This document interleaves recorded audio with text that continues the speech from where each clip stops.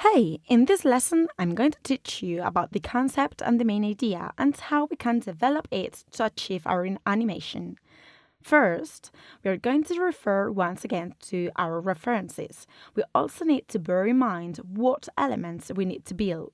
Beyond that, our main idea is based on a commercial and advertising spot where we had the dash hound dog dressed as a hot dog. Can you see it? So, in our case, we want our scene to be more graphic.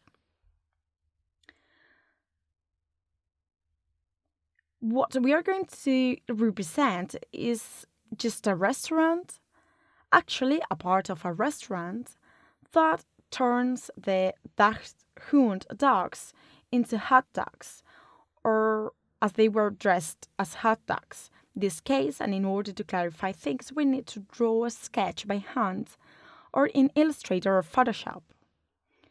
It's important to build a sketch. In this case, I have a big eye-catching hot dog on the upper part that will represent our restaurant.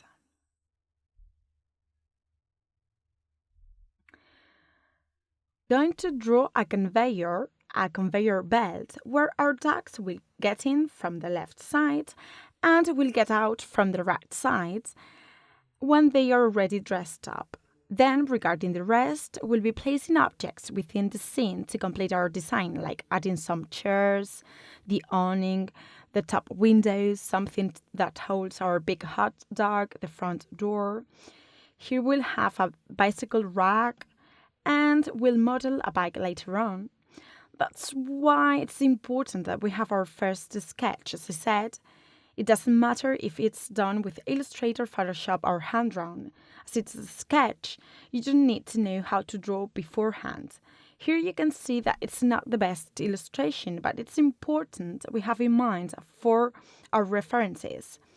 The awning, the structure, chairs, the shading parts, and the things we want to be displayed.